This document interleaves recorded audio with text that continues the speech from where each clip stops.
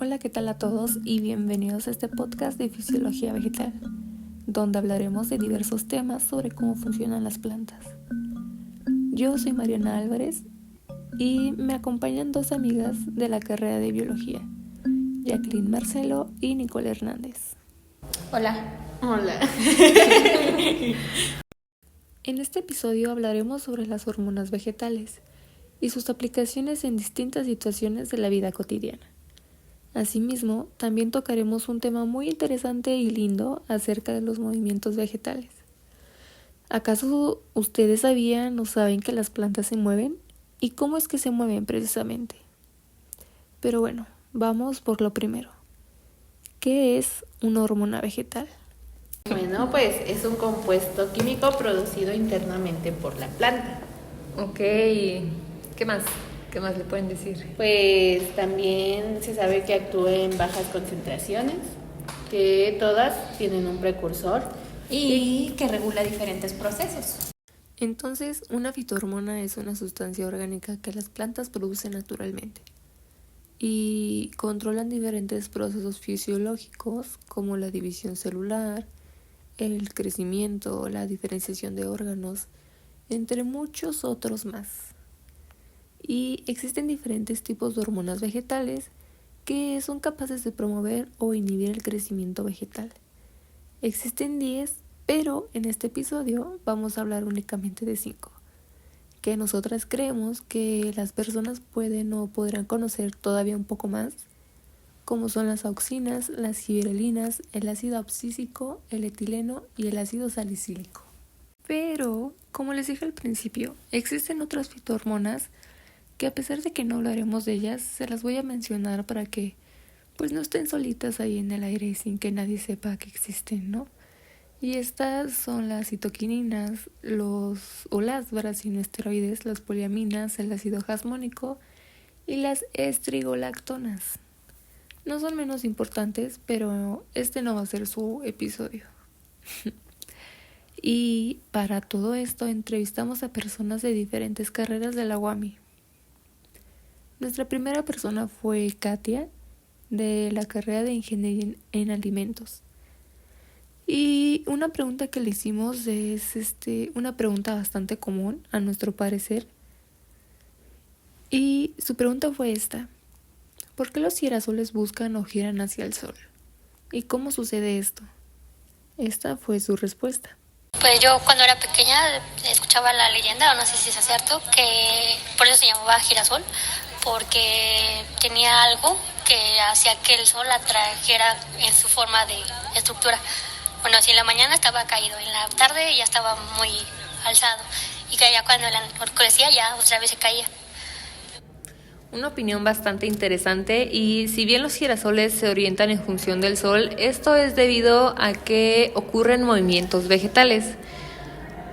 ¿Ustedes podrían decir que las plantas se mueven o qué son estos movimientos vegetales? Pues las plantas sí se mueven, pero no como nosotros pensamos de que se van a parar y se van a ir. No, caminando. Son otros tipos de movimientos. Y exacto, es que es como dice Yaque, o sea, las plantas perciben cambios ambientales y estos que actúan como un estímulo y pues hacen que las plantas reaccionen y produzcan este tipo de movimientos. En el caso particular del girasol, se le conoce como tropismos, que son aquellos que implican un crecimiento, son direccionales e irreversibles. Ok. Por direccionales entonces es que está direccionado al sol, ¿no? Porque el estímulo, pues la luz del sol, entonces pues la planta va a girar hacia donde está la luz, ¿no? Así es. Correcto, Mariana. Sin embargo, no nos vamos a enfocar tanto en estos movimientos. Este tema sobre cómo se mueven las plantas estará a la mitad del episodio. Así que no se vaya y sea paciente, o no lo sea y simplemente adelántele. Pero bueno, y retomando los girasoles, ¿qué es lo que pasa? Bueno, pues este fenómeno también se viene mediado por hormonas del crecimiento que se le conocen como auxinas.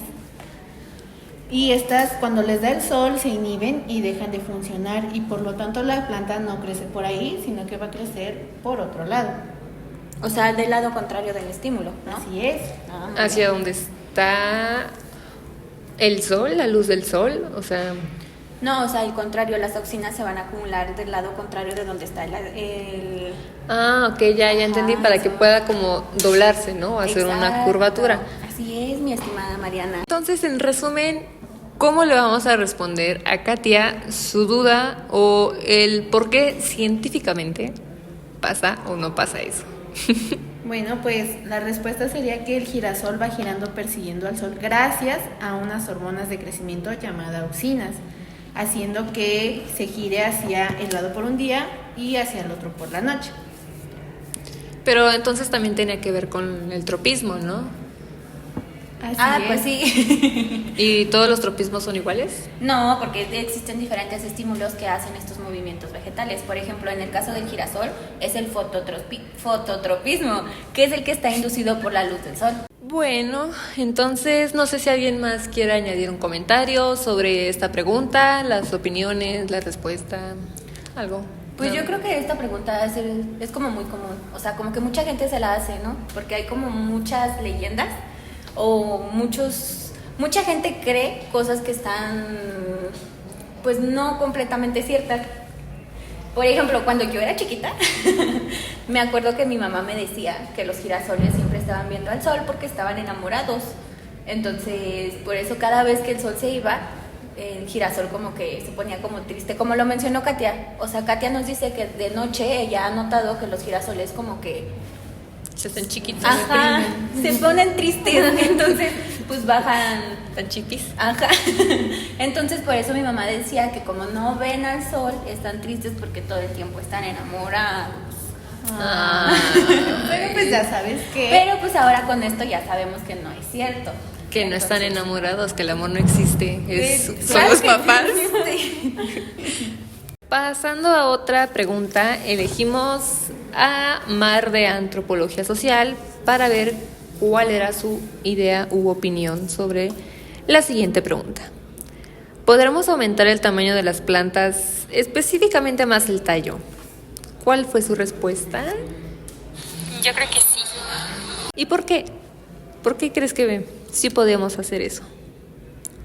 Porque creo que pueden usar, no sé, químicos o tecnologías para, o sea, no de manera natural, sino de esa manera hacer que crezca su tamaño, por ejemplo, que con los cultivos o así.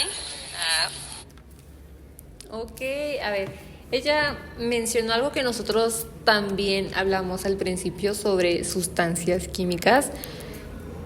¿Qué es la definición de una hormona vegetal? Solo que yo creo que ella se refería más como a sustancias químicas de esas que hacen daño y que maltratan al medio ambiente y a todo, aunque las plantas pues lo hacen de manera natural, ¿no? Entonces, ¿sí se puede usar o qué hormona es la que causa esto? Pues en este caso estaríamos hablando de las giberelinas, ¿no? Que son las hormonas que tienen la capacidad de estimular el crecimiento y que estimulan la elongación del tallo y la división celular. ¿Y esto qué podríamos nosotros obtener o qué beneficio? ¿Cuál sería la importancia de que queramos tener plantas más grandes con tallos más altos? Bueno, pues una de las aplicaciones en la agricultura sería el incremento de tamaño en frutos, así como el incremento en la producción de caña, por ejemplo, ya que pues se han hecho estudios donde el aplicar giberelinas a las cañas se ha notado un gran aumento pues en el producto, lo cual beneficia mucho a los que se dedican a la agricultura. Claro. Y también a uno como consumidor pues también le beneficia. En tu ponche, ¿no? De Navidad, yo creo. Yo creo que por eso tienen cañas así como tan grandes en los tianguis, ¿no? Sí. O sea, porque son enormes, hay veces que hasta están estorbando y no dejan pasar. Entonces, pues yo creo que pues está chido, más que nada en la agricultura y pues igual en ese tipo de productos de lo que nos beneficiamos todos. Pues sí, yo en la agricultura es bastante usado, aunque yo también lo usaría, yo que soy una señora de las plantas, para tratar de hacer que mis plantas alcanzaran más alturas, las enredaderas, ¿no? También. Que cubrieran más espacios, se vería más bonito, más estético. Por estético, ajá, sí. Claro. Totalmente, claro que sí. Perfecto, entonces espero, Mar, que te hayamos contestado que no estabas tan alejada de lo que realmente puede pasar o lo que se hace. Entonces, muy bien, muy bien. Por otra parte, ahora les vamos a preguntar a ustedes, porque también les toca pensar, excepto al maestro, ¿cuáles son los tips o cómo eligen una fruta cuando van al mercado? ¿Acaso eligen una fruta que tenga cierto tipo de color o tamaño, o les da igual y solo la compran porque está barata? Bueno, pues esta fue una pregunta que le hicimos a Ana de Psicología Social y lo que respondió fue lo siguiente. De preferencia que esté madura. Perfecto, entonces, ¿cómo te fijas que ya está madura? Por la textura y el color. Ok, y en el ejemplo de si compras un plátano, ¿cómo sabes que ya está maduro, según el color y todo eso? Primero que no esté verde y que no esté tan duro. Okay. Y en el caso de una naranja, Que no esté tan amarilla. ¿tan amarilla? Tan amarilla. Ah, ok. ¿Y crees que si compras estos frutos inmaduros para que te los lleves y maduren en tu casa, sí van a madurar los dos? En eso siempre he tenido como una duda, o sea, porque mi mamá siempre me dice como de, puede madurar, ¿no? O sea, déjalo ahí para que madure. Pero no sé, yo siento que no va a madurar y a veces los veo y siento que no maduran, que están igual. ¡Fuimos timados! ¡Timados! ¡Embaucados! ¡Fuimos embarajiñados! Esto ni siquiera existe, pero concuerdo contigo. Esta fue la opinión de Ana y ahora decidimos buscar a otras personas, especialmente a personas que estudiaran la carrera de biología, para saber cuáles eran sus conocimientos, si podían ser un poco más cercanos o alejados de estos. Entonces, ellas pensaron lo siguiente sobre cómo eligen ellas sus frutas. Pues que estén en unas buenas condiciones, que se vea bien. Que no estén aguadas. Que no tenga ninguna como mancha pues de madurez. Que se vean frescas. Una de ellas mencionó sobre la madurez, así que le preguntamos cómo es que ella podría decir que esa fruta ya está madura. Porque se ve como más aguada y como las manchas como un poco más oscuras. Entonces, ahora vamos a hacer una diferenciación de frutas que son inmaduras, en este caso. Ya hablamos de la maduración y sus manchas más oscuras, entonces, ahora, ¿cómo será un fruto inmaduro? Normalmente, por ejemplo, en el jitomate, cuando está, pues la piel del jitomate está como más, como rugosa. Sí. Podría ser diferenciando pues como los colores, que unos están más verdes que otros, así. Y finalmente, ¿tú esperarías que todos los frutos que compres inmaduros te maduren después? Pues es que sí, bajo ciertas condiciones. O sea, si lo pones, bueno, yo por ejemplo lo pongo en aluminio o lo pongo al lado de la estufa y ya se madura.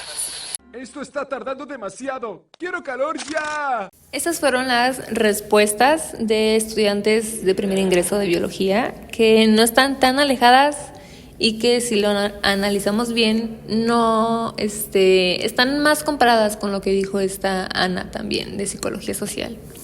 Así que ahora vamos con la explicación. Bueno, pues la hormona involucrada en esto, que se conoce como para la maduración de los frutos, es el etileno. Cabe aclarar que es la única hormona gaseosa, que esta va a participar, como ya lo mencioné, pues en la maduración de los frutos. Va a estimular la caída de los órganos de la planta, puede potenciar la acción de otra hormona que más adelante vamos a ver, que es el ácido abscísico, y también va a inducir la degradación de proteínas, ácidos nucleicos y pigmentos de hojas, es decir, que va a hacer que se haga más viejita la planta.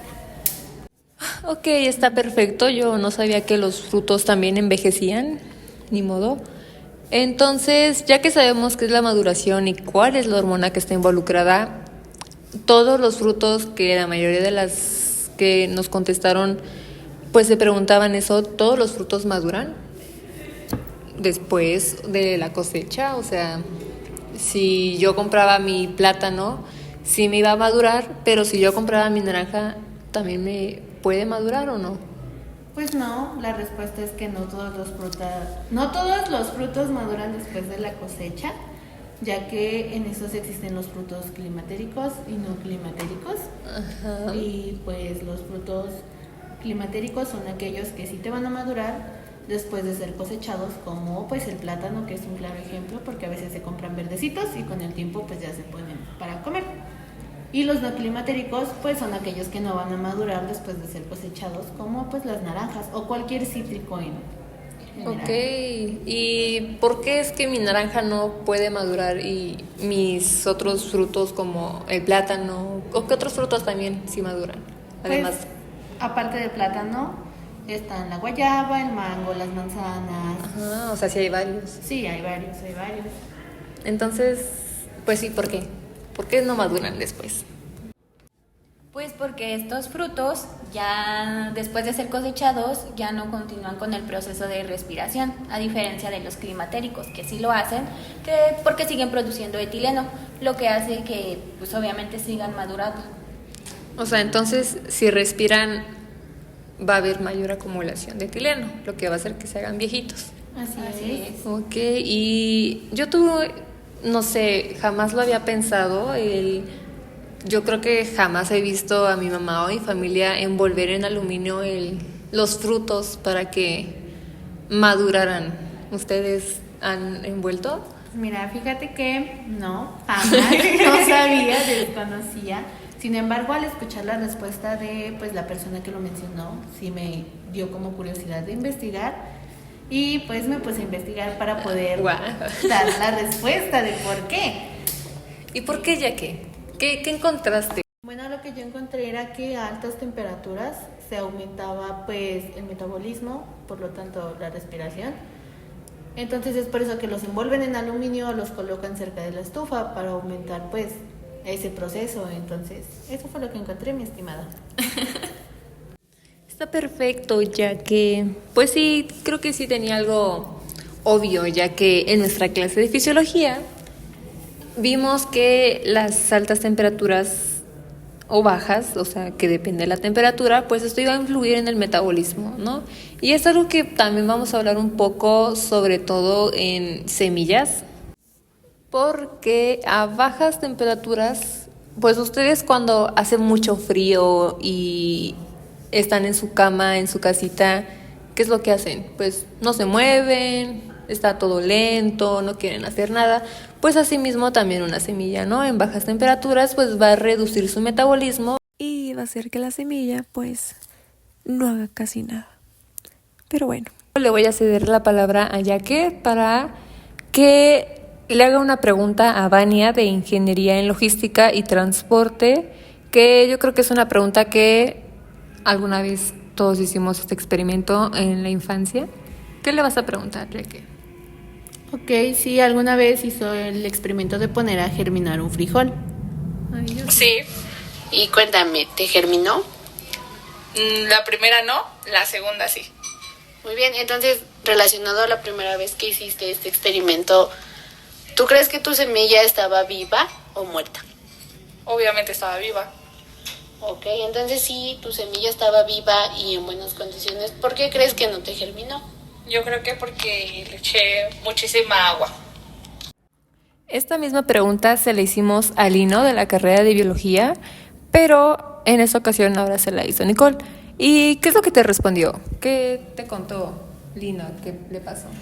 Pues bueno, también le pregunté si había hecho el proyecto de germinar un frijolito y él nos dijo lo siguiente. 2 veces, una de niño y otra apenas hace unos meses.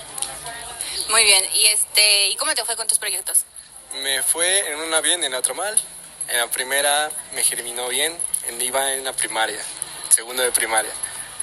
Y en esta última de hace unos meses no me fue bien porque compré un paquetito de las macetitas que venden como en el supermercado con pellets de tierra y no me germinaron. Muy bien, Lino. Bueno, ¿y tú a qué crees que se deba esto? ¿A que no te haya germinado tu frijolito? Pues siento que las pellets de tierra se humedecieron de más. Le puse 2 y no agarraron. Entonces a las otras 2 les eché más agua y yo creo que ahogaron la semilla o algún proceso por ahí que no salió.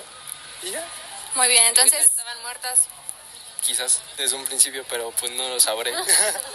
Y es que venían de 3, o sea, venían de frijol y de papa y de otra más que no me acuerdo. Y no germinó. Pues ninguno. Muy bien, Lino. Entonces se lo atribuyes al sustrato con el que... Ajá, más que nada, hay mucha agua. Muy bien. Pero cuando lo hice con algodón, o sea, cuando lo hice en la primaria, como más básico, con un frasquito de Gerber, con algodoncito, con tierra sacada de algún jardín y así, sí germinó. Pues bueno, después de este acontecimiento de Lino, hubo algo que ambas personas mencionaron, que según ellos su semillita no germinó, su frijolito no germinó porque al parecer tenía un exceso de agua, porque yo creo que se ahogaron y pues ya no creció. Y desde ahí fueron los guerreros de Dios. Pero no sé ustedes si piensan que esto puede ser por eso, o tal vez porque por ahí pasó algo internamente en la semilla. Pero antes de empezar a buscar más soluciones, si bien sí pudo haber pasado que la semilla se muriera debido a un ahogamiento, pero algo que no muchos conocen es que también pudo haber habido otro problema, como que la semilla estuviera dormida, una semilla que no pudiera germinar a pesar de que está en buenas condiciones, y eso está inducido por una hormona que se llama el ácido abscísico, cuya capacidad es la de inhibir y controlar procesos vegetales. Esta puede regular y mantener la dormancia de las semillas, es como decir una latencia. También ayuda a la maduración del embrión. Y la más importante que nos interesa ahorita, esta hormona tiene la capacidad de inhibir el proceso de germinación. Así que probablemente por eso no germinaron sus semillas o tus semillas, si tú también hiciste este experimento. Y como para complementarte, Mariana, yo creo que hay que tener claro que la latencia es aquel estado en el que entra la semilla, que no va a germinar a pesar de tener todas las condiciones necesarias. Yo creo que también esta latencia no hay que confundirla con la quiescencia, ¿no crees? Tienes razón. ¿Puedes explicarnos qué es la quiescencia, Nicole? Pues es cuando la semilla entra en un estado como de dormición y esta no germina hasta encontrar las condiciones adecuadas. O sea, como que está esperando a que el ambiente sea favorable para poder germinar. Ok, entonces no hay que confundirles. Y por último, ya para terminar con este laborioso proyecto, vamos a hablar sobre el ácido salicílico, que no es menos importante, aunque ya no hicimos esas chingaderas de las encuestas, porque ya nos cansamos. Vamos a realizar una plática entre nosotras, como buenas biólogas, y las experiencias que hemos tenido, porque pues cultivamos plantas de frijolito, aunque a Nicole se le hayan muerto. No se me murieron, solamente no germinaron exactamente cuando la maestra me lo pidió. ¡Ay, no! ¡Sí se me murieron! Pero no los de usted, no piense que las de usted estaban bien. Hablamos de otro proyecto. Claro. Entonces, pues, las experiencias. Aquí la pregunta que tiene que ver con esta hormona es por qué se les pone aspirinas a estas plantas, mejor conocidas como angiospermas, porque tienen flores. Entonces, pues, ¿por qué? ¿Por qué ponerle estos medicamentos? Los demás, ¿qué conocimientos tienen acerca de guay? Pues es que en realidad, así como un conocimiento, pues ahora sí, porque ya lo vimos, pero antes... Por ejemplo, mi mamá, ella tiene como un jardín así muy bonito y ella tiene rosas. Entonces a ella le dijeron que para que sus rosas se vieran más bonitas les pusiera una aspirina. Y pues como mi mamá es una señora de las plantas, no preguntó por qué, solamente dijo, está bien. Entonces lo que sí hizo es que hizo como un experimento. Entonces escogió 2 de sus rosas y a una le agregó aspirina y a la otra no. Y ya después de un tiempo, ella menciona que pues se ha dado cuenta que la que tiene aspirinas, pues sí se ve como que más bonita, sí se ve, ella dice que más grande y ella dice que se ve más feliz. Entonces pues yo creo que sí tiene que ver mucho con lo del ácido salicílico. Pues sí, porque el ácido salicílico lo que hace es que potencializa el crecimiento y la floración. Entonces por eso tu mamá ve que una rosa es como más bonita que la otra. Más feliz. Por eso mismo. Oh, yo Además, jamás le he puesto medicamento a mi plantita. Sí, pues ya, y para también aclarar como otras funciones que tiene el ácido salicílico, es que ayuda a mejorar la tolerancia de la germinación en bajas temperaturas y aumenta la resistencia en ambientes muy salinos. Pero sí, y así es como ayuda el ácido salicílico. Entonces no es porque mi planta estaba enfermita y por eso le pusieron aspirina. Sí, estaba enfermita a lo mejor.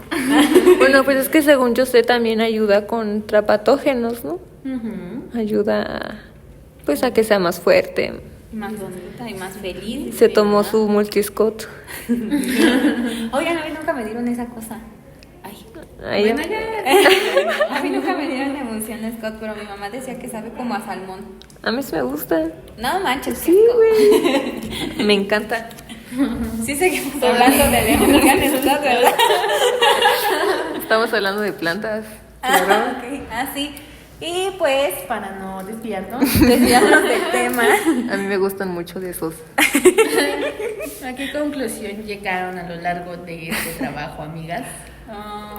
Pues podría ser que hay muchos mitos todavía sobre cómo funcionan los organismos, ¿no? En este caso las plantas, cómo funciona pues el sistema de las plantas. Entonces como que mucha gente pues obviamente no está consciente de esto. Yo creo que si se dieran como más cursos sobre las hormonas vegetales, tal vez a las personas como a mí que se le mueren sus plantas, sabríamos cómo Solucionarlo. Ajá, cómo solucionarlo. Ahorita pues ya lo sé, ¿no? Porque ya lo estudié. Pero si yo estuviera estudiando otra cosa, pero quisiera ser una niña de las plantas, pues estaría chido que me dieran un curso como este para pues que estén bonitas y no se mueran.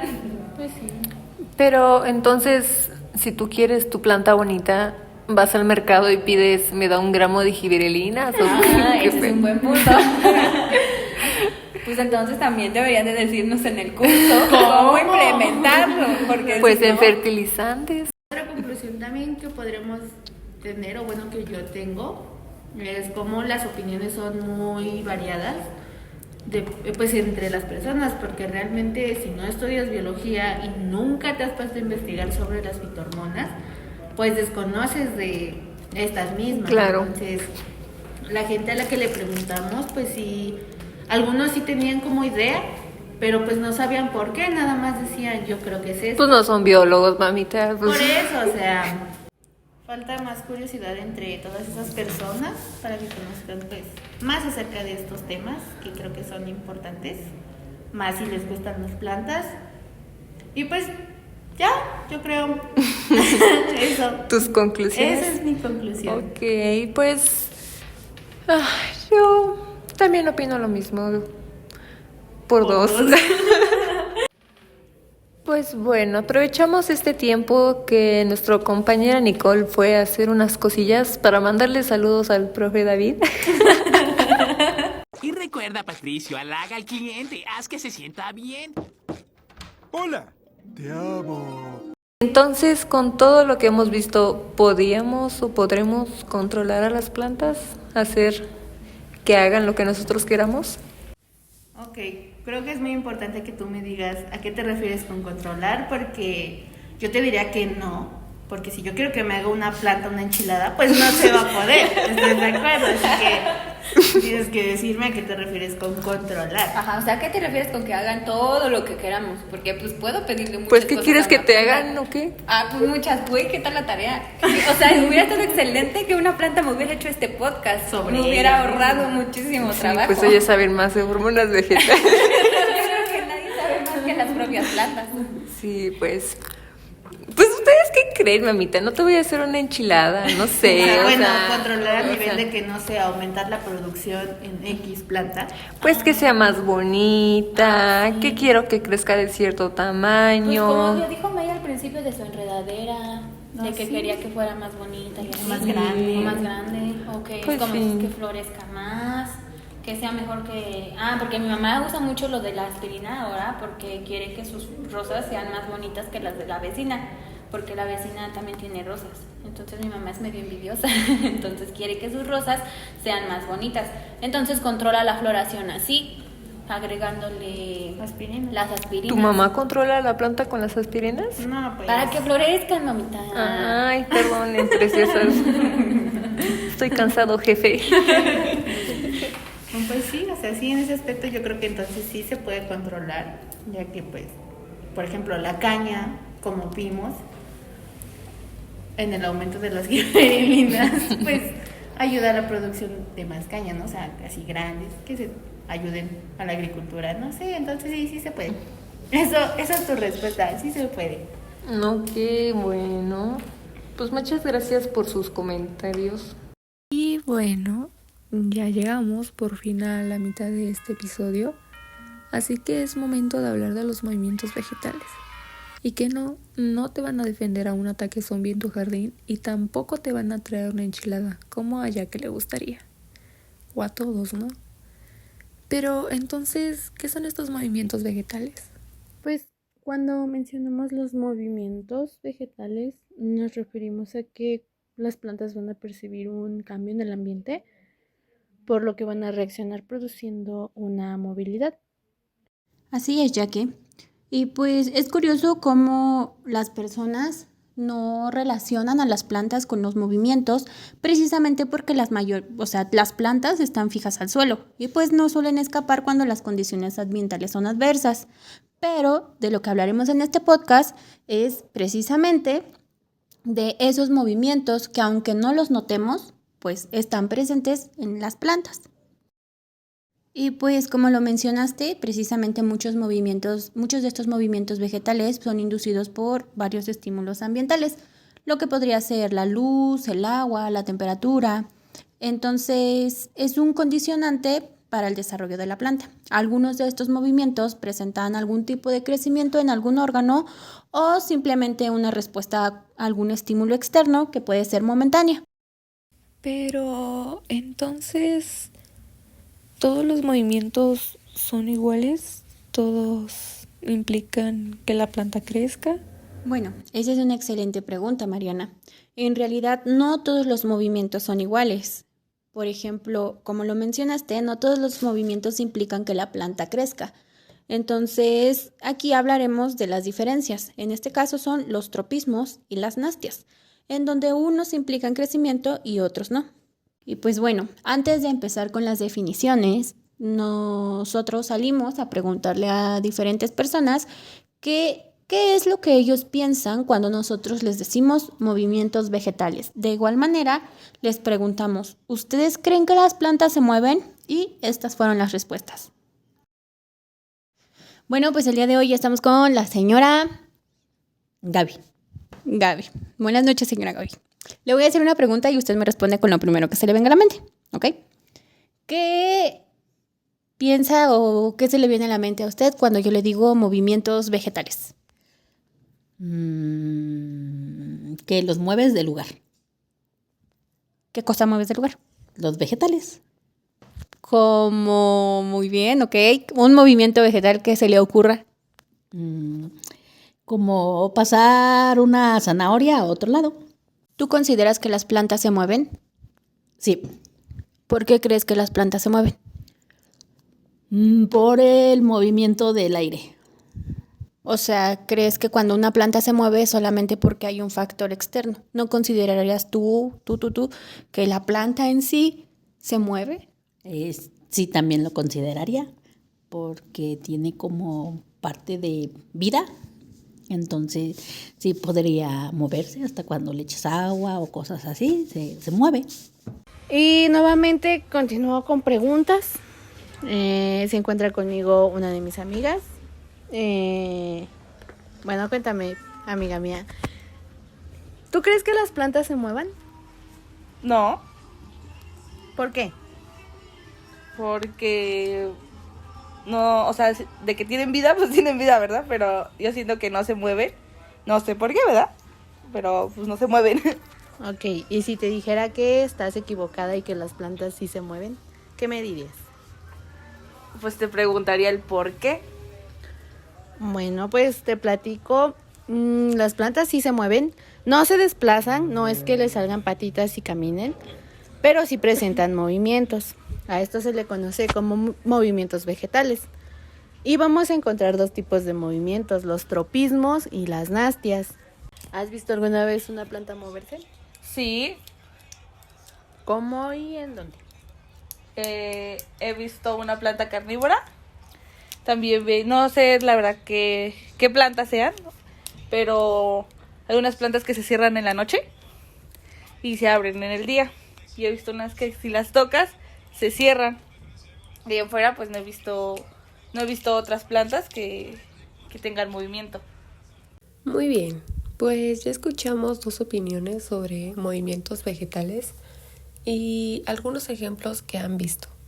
Así que en el caso de Vania, todos los ejemplos que nos mencionó son ejemplos de nastias, que, como ya sabemos, son movimientos que no implican crecimiento y que simplemente son temporales. Pero no todas las nastias son iguales, puesto que no todos los estímulos son iguales, ¿verdad? Entonces, explíquenos cuáles son las nastias que se encuentran en los ejemplos de Vania y cómo funcionan. El movimiento que presenta la planta carnívora y la mimosa son el mismo. Este movimiento se llama tigmonastia, es decir, que estas se van a mover de acuerdo a estímulos externos de tacto que reciben. Y pues en el caso de la planta carnívora, cuando el insecto se para sobre ella, pues esta cierra sus hojas. Y para el caso de la mimosa, también cuando la tocamos, pues esta también va a cerrar sus hojitas. Bueno, también hay movimientos que involucran el cambio de los ciclos circadianos, es decir, el cambio en el día y la noche. Un ejemplo que te voy a dar es el de el lirio de agua, que este va a mantener sus flores abiertas durante todo el día, mientras que en la noche las va a cerrar y a la mañana siguiente las vuelve a abrir y pues así. Y en otro ejemplo, pero en caso contrario, existe una flor que le llaman Don Diego de noche o también le dicen cotorrito, que estas van a mantener sus flores abiertas durante la noche, mientras que en el día las van a cerrar. Y pues, no sé si lo notaron, pero por lo regular los movimientos vegetales más conocidos son las nastias, que son los más visibles, porque pues estamos conscientes de que los tropismos sí son visibles, pero después de cierto tiempo. O sea, el crecimiento de algún órgano de la planta es visible, pero no al instante, a diferencia de las nastias, que pues podemos verlo pues en el día y en la noche o incluso pues en ese momento, que es que es la tigmonastia. Entonces, yo creo que por eso son movimientos que las personas han percibido o que han notado. Y pues cuando les hablas sobre un movimiento vegetal es lo primero que les viene a la mente, a diferencia de los tropismos. Creo que no me había dado cuenta de que que la mayoría de las personas reconocieron solamente a las nastias. Entonces creo que ya quedó más claro cómo son, ¿no? O lo que son. Ahora es turno de los tropismos y en qué ejemplos podemos encontrarlos. Para empezar, un tropismo es un movimiento que se produce cuando una planta cambia de dirección o crece en respuesta a un estímulo ambiental. Este puede ser positivo o negativo y está basado en si se orienta hacia el estímulo, pues va a ser positivo, y si se trata de que la planta se aleje del mismo, se denomina un tropismo negativo. Y existen diferentes clases de tropismos de acuerdo a la naturaleza del estímulo. Entonces, me parece que ya quedó más claro que el agua, ¿no? Entonces voy a entrevistar a otra persona. No se quejen por mi voz, es que en esa entrevista mis ganas sí estaban al 100, pero parece que no. A ver, Alejandro. Hola. ¿Alguna vez has visto un girasol en algún campo? Antes que nada, muy a gusto de estar aquí en el podcast. Contesta la pregunta. Sí, he visto. ¿Y hacia dónde están mirando? Hacia el sol. ¿Y lo hacen todo el tiempo? No. Bueno, la verdad es que no he puesto atención, pero las veces que yo he visto girasoles en ese campo, pues supongo que están viendo al sol, ¿no? Pues los girasoles son uno de los mejores ejemplos para hablar de un fototropismo positivo. Cuando te dije la palabra fototropismo, ¿a qué crees que se refiere? Si un tropismo es un movimiento vegetal que involucra el crecimiento de la planta. Entonces, si eso significa, quiero suponer que el crecimiento de esa planta va arraigado hacia la luz, ¿no? Ya que foto pues viene de fotón y todo eso. Como un sensor, vaya. ¿A poco sí muy verga? Pues sí. No esperaba eso. Por un momento pensé que era un podcast serio, ¿no? Ok, entonces ya que crecen siempre mirando hacia el sol, algo que vimos al inicio del podcast, que tú no lo viste porque tú estás entrevistado ahorita, es que estos girasoles y su crecimiento está regulado por ciertas hormonas que se llaman auxinas. Pero eso lo vimos en un inicio, así que no te voy a explicar a ti más. Luego ves mi podcast. Podcast. Sí, yo con esto, de hecho estoy esperando muy ansioso el podcast. Está bien. Pero bueno, retomando los girasoles, hay que, bueno, ¿tú crees que entonces todo el tiempo están creciendo los girasoles cuando hay luz, o sea, toda su vida? Ignoro mucho eso, pero yo quiero creer que de alguna manera pues están creciendo durante todo el día, ¿no? No solo cuando hay sol. No, pero o sea, ¿están creciendo toda su vida? Alguien, no sé. No creo. Considero, o bueno, digo, soy muy ignorante de ese tema, pero yo creo que a lo mejor tienen una cierta altura, ¿no? Pues se podrá decir que una madurez, así como cuando tú ya eres maduro y dejas de crecer. Pues así también, hasta que lleguen a su madurez, pues se van a quedar ahí viendo al sol todo el día. Ya no van a crecer. Pero bueno. Entonces, ¿por qué crees que los girasoles o las plantas miran al sol? ¿Con qué fines o para qué? ¿Con qué fin? Sí. Pues supongo que el principal fin es por la fotosíntesis, ¿no? ¿Por las fotosíntesis? Sí, o sea, no creo que es porque les parezca, o bueno, al menos de que sean muy melancólicas y les guste ver los amaneceres y los atardeceres. No, pues también, según Nicole, están enamorados del sol. Sí, tal vez. Pero si estás en lo cierto, pues ayuda a Maya a captar una mayor cantidad de luz solar. Y pues sí, eso es vital para su fotosíntesis. Sí, claro. Pero también hay otros estudios donde dicen que es para la polinización, puesto que a los insectos les gustan las plantas calientes. Ok, sí.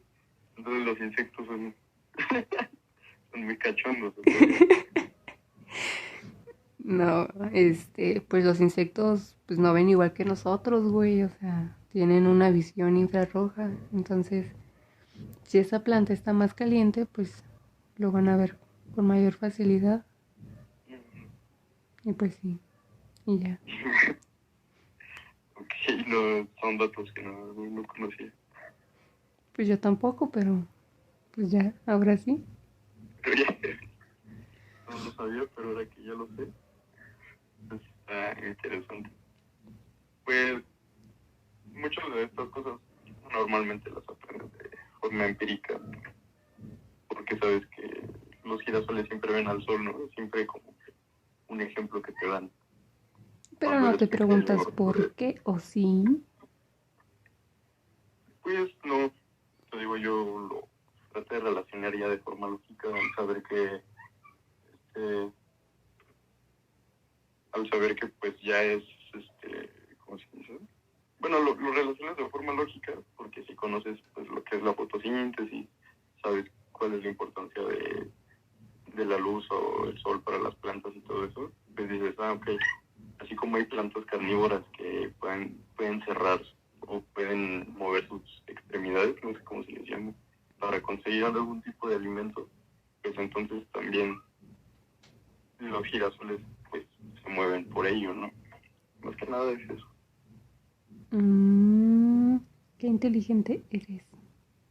Pues mira, como también no estás enterado porque tú eres la persona de los tropismos, ya Jacqueline y Nicole hablaron sobre las nastias, que es otro movimiento vegetal, pero no involucran crecimiento y son temporales, que esas son como la de las plantas carnívoras. O sea, no crecen y solo van a cerrar sus trampas pues de manera temporal. O también como la mimosa, que es la planta que si tú tocas, pues se van a cerrar sus hojitas, ¿no? Pero después van a volver a abrirse. Sí, claro. Pero bueno, eso ya lo hablamos y luego tú lo escuchas. Ok. ¿Cuál, en la mimosa, cuál es su nombre? ¿Es mimosa? ¿Eso es su nombre? Mimosa pudica. En el sur de México le dicen de otra forma. Le dicen penuda o algo así. ¿Penuda? Penuda, sí. O penosa, algo así. Está bien.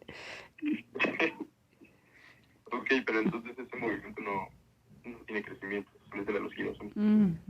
Los tropismos, todos los que sean tropismos. Ok. Otro que puede ser, que te voy a poner a pensar, es que pues no solo existe el fototropismo, sino pueden existir diferentes estímulos y pues de ahí puede haber otros ejemplos, ¿no? Si te dijera un geotropismo, ¿a qué se lo atribuirías? A las condiciones de la tierra donde crece la planta. No. O sea, a la gravedad. Bueno, pues sí, pero a la gravedad. A la gravedad, sí. No, sí, también tiene sentido. Entonces, si yo te pusiera el ejemplo de que tengo o pones a germinar un frijol, hacia dónde van a germinar las raíces y hacia dónde el tallo. Según mi lógica, Ajá. pues obviamente la raíz es hacia el suelo y el tallo hacia el cielo, ¿no? Pero... ¿Hacia el cielo? Ajá, o sea, el tallo siempre busca como la luz, ¿no? Y pues las raíces, ¿no? Las raíces es lo contrario, tal vez. Ok, entonces, si tú ya germinaste tu frijol y ya te creció la raíz hacia abajo y el tallo hacia arriba, si tú voltearas ese frijol, ahora ¿cómo sería? ¿El cambio quedaría igual? No, es que si lo volteas, no, pues no, o sea, si lo volteas, pues el tallo ya queda para abajo, ¿no? Pero así se va a quedar siempre. No sé. Ya me pusiste a pensar. Pero déjame adivinar. Yo digo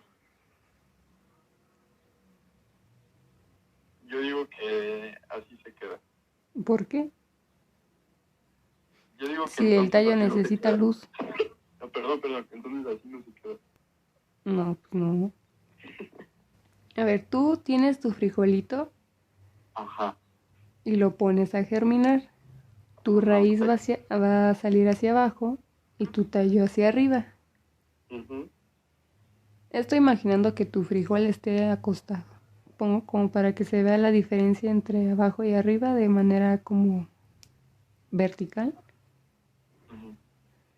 Entonces, ahora vas a poner al revés tu girasol, tu frijolito. Entonces ahora el tallo va a quedar abajo y la raíz arriba. Entonces no se va a quedar así porque la raíz va a seguir buscando o seguir direccionado hacia la gravedad. Y la gravedad pues no está hacia el cielo, ¿sí?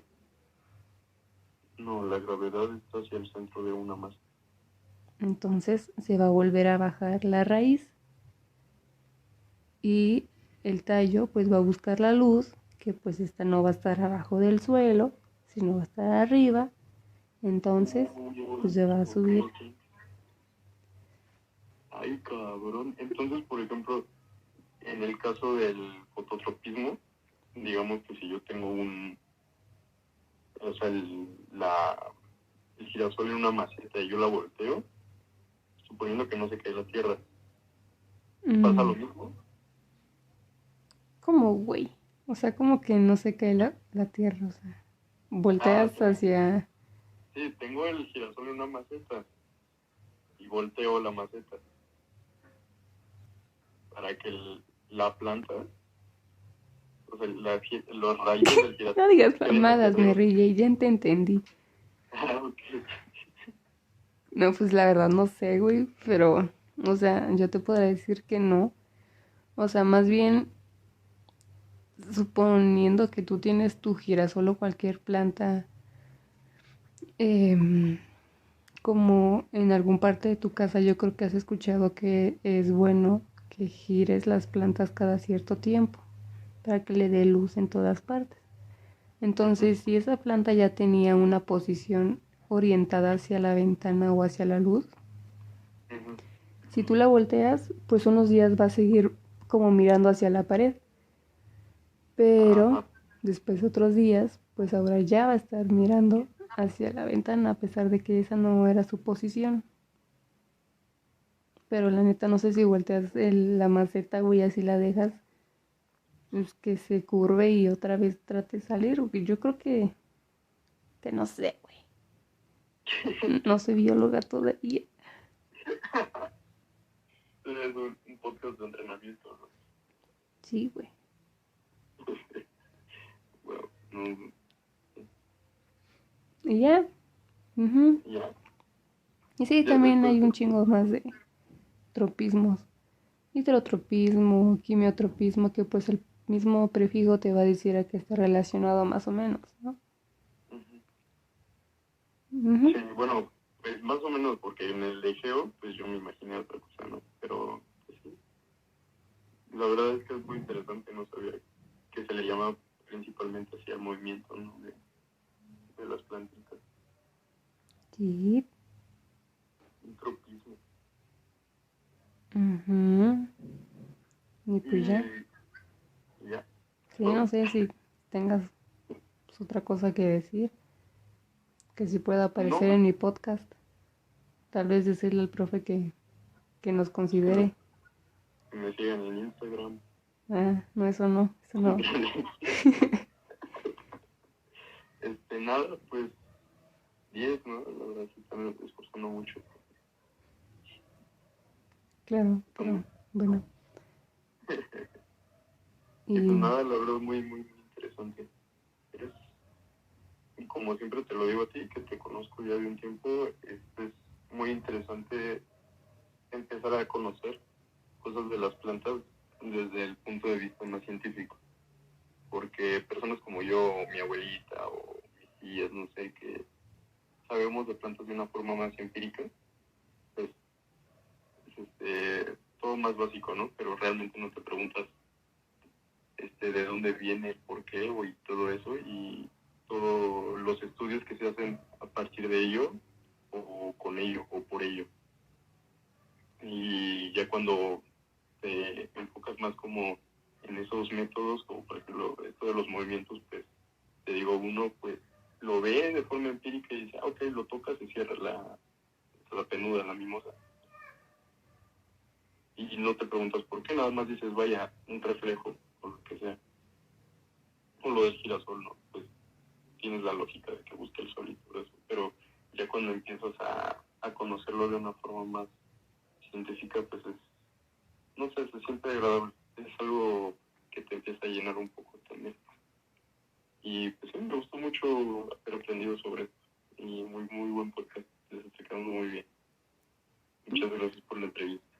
No, pues gracias a ti por ya concluir todo. Ya no tengo que hacer yo conclusión. Claro, pues aquí la gente viene a resolver. Soy alguien que resuelve. Tienes que ser ingeniero. Porque estudié ingeniería mecánica, o estudió ingeniería mecánica. Sí, ¿no? Generalmente al principio de los podcasts la gente presenta y todo eso, pero como tú te fuiste directo, entonces ya, presentación al último. Pues sí, pues él es Alejandro, con unas respuestas pues bastante precisas. Pero pues... ¿Y ya? Entonces, muchas gracias, Alejandro. No, muchas gracias a ti y a ustedes por invitarme a su podcast. No, de nada, no teníamos opciones. ¿No tenía qué? No teníamos opciones. Maldita sea. Yo que me había sentido tan considerado, ¿sabes? Hasta me puse a ver podcast para entrenar y todo así. Que sí, la chingada. Bueno, pues nuevamente, muchas gracias y adiós. Adiós, que les vaya muy bien. Hasta luego. Y esas fueron las conclusiones de Alejandro, que, como se los presenté hasta el final, es ingeniero, entonces creo que sí acertó casi, o sí tuvo mucha idea sobre cómo funcionan los tropismos. Pero, así como nosotros los agarramos a ellos y con cada pregunta, y es así como, pues no sé, güey. Así me agarró él con la pregunta de que si girábamos una maceta con un girasol, se iba a curvear. Entonces, yo dije que no, pero o sea, mi primera pregunta fue así como, pues, ¿por qué, güey? O sea, ¿por qué vas a girar tu maceta, no?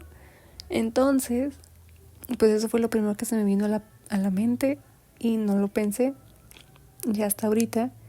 Entonces, como dije que no, y ya lo pensé ahorita mejor, yo diría que sí se puede curvear, ¿no? O sea, que si tú pones tu maceta hacia abajo, pues el girasol yo creo que sí se podría curvear un poquito, ¿no? Como hacia los lados, para que le diera la luz. En efecto, Mariana, estás bien, ya que como lo hemos visto, es un fototropismo y estos van a estar estimulados por la luz.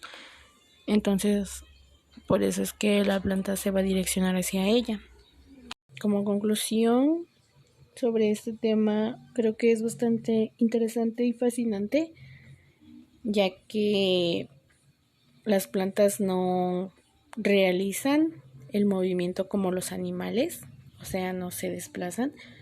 Y sin embargo, algo que también fue bastante interesante es en las entrevistas hubo quien pensó que las plantas no se movían, lo cual creo que pues hace sentido tal vez para algunas personas, ya que cuando piensan en movimiento piensan en un desplazamiento, y como vimos a lo largo de este podcast, pues no es así. No necesariamente mover significa desplazar. Y pues nada, creo que también estos movimientos que presentan las plantas es como una manera o bueno, una estrategia para adaptarse al entorno en donde viven. Y pues sí. Pues sí, ya que sí, yo también pienso que pues todo lo que se hace o hacen las plantas son para pues buscar mejores condiciones, ¿no? Entonces, pues sí, para adaptarse básicamente. Y pues bueno, ya llegamos al final de este episodio. Muchas gracias a los que se quedaron. Y pues nada, muchas gracias también a Nicola, Yaque y a todos nuestros invitados que con gusto respondieron a las encuestas. Muchas gracias. Sin ustedes no hubiéramos tenido tanto material. Y pues nada, ya si hay otro episodio, pues ya nos veremos en ese. Adiós. Sí, muchas gracias. Adiós. Adiós.